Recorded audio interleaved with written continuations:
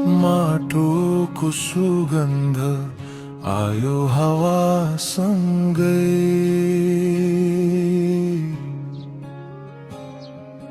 मन फेरि हरायो गाउँकै बाटो सँगै।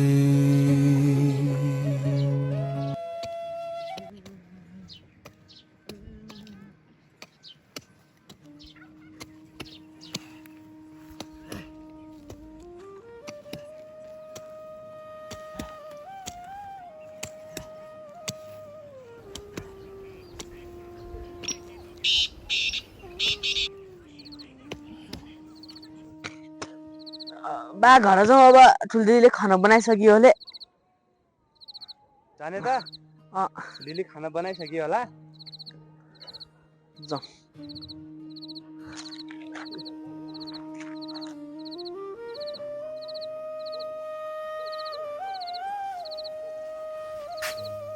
ए भिरे आइपुगिस्? बस छोरी यसलाई खाना पस्किदेऊ त। कहाँ गएको थिइस् त? साथीसँग गएको भएछ। ए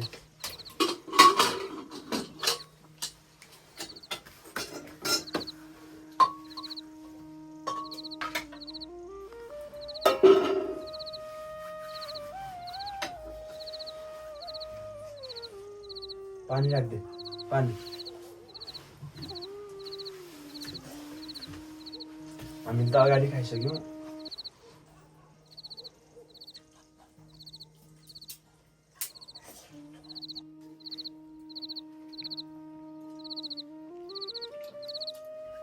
छोरी यो आगो सागो निभा, भोलि बिहानै खेतमा जानु छ।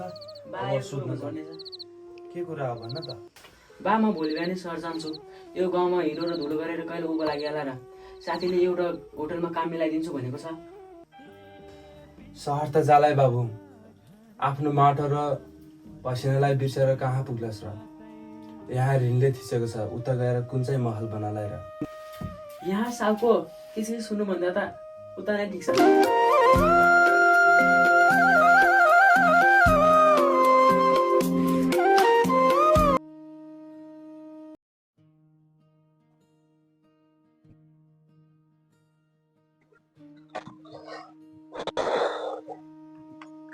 ए ठुली, खेतमा जानु पर्यो।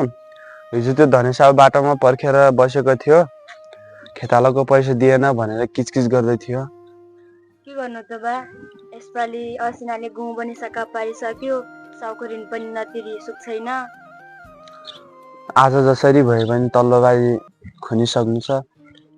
बिरे अझै उठेको छैन। त्यो सहर जाने सपना मात्रै देख्छ, बाउलाई सघाउने कुरै छैन त्यसको। ए बिरे बिरे उड, बा खेतमा जान लाग्नुभयो।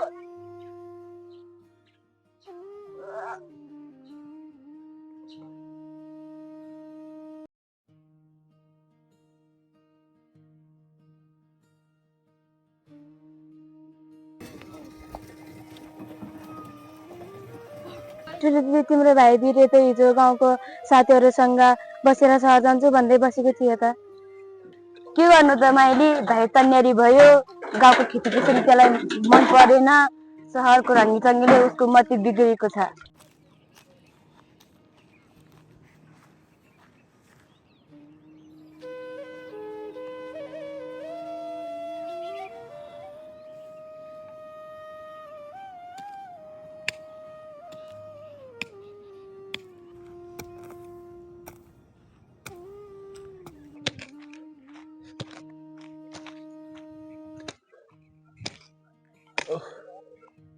ए छोरा आइस? हजुर, कोदालो ल्याइनस्? मैले त तपाईँ ल्याउनु भयो होला भन्ने सोचेको थिएँ नि। मैले कहाँ ल्याएँ त? म भोलि बिहानै सहर जान्छु। साबासँग कार्यहरू भयो भने पैसा गरिदिनु न बा। ठिक छ नि, जान्छ भने म साउसँग भए पनि पैसा काटेर दिउँला। अब घरमा पैसा छैन।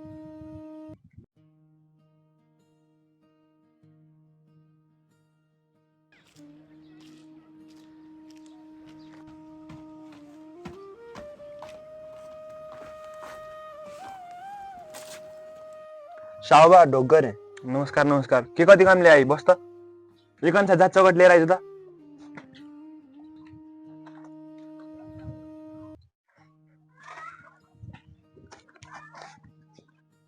साबा केही कुरा बिन्ती बिसाउँ कि भनेर आएको। के कुरा भन्नु त? साबा छोराले सहर जान्छु भनेर साह्रै जिद्दी गर्यो।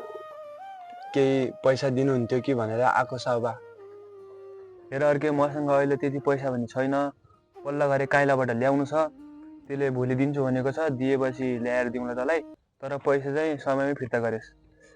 हुन्छ त साबा, म लाग्छु। ल ल जा अर्के।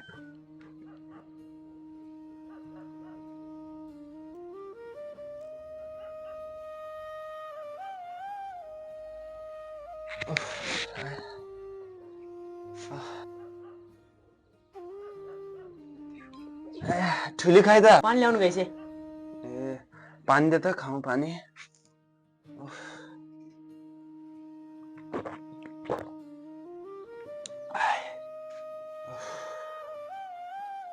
बा साउले पैसा दियो त? पैसा त दिन्छु भनेको छ, अनि अहिले छैन भन्दै थियो। भोलि दिउँला भन्थ्यो। चिन्ता नगर, पिर नगर।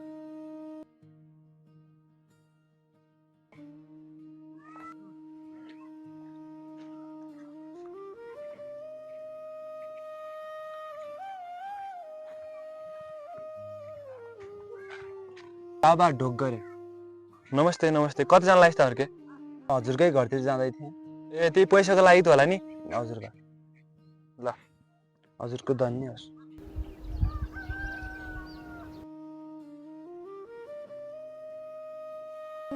माटोको सुगन्ध आयो हावासँगै।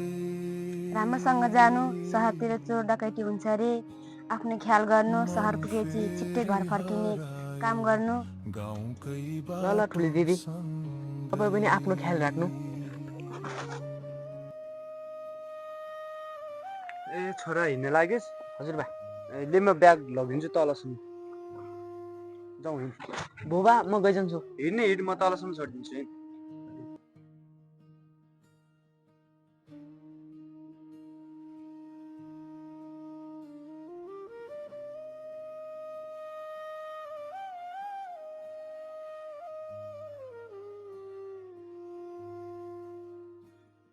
माटोको सुगन्ध आयो हावासँगै।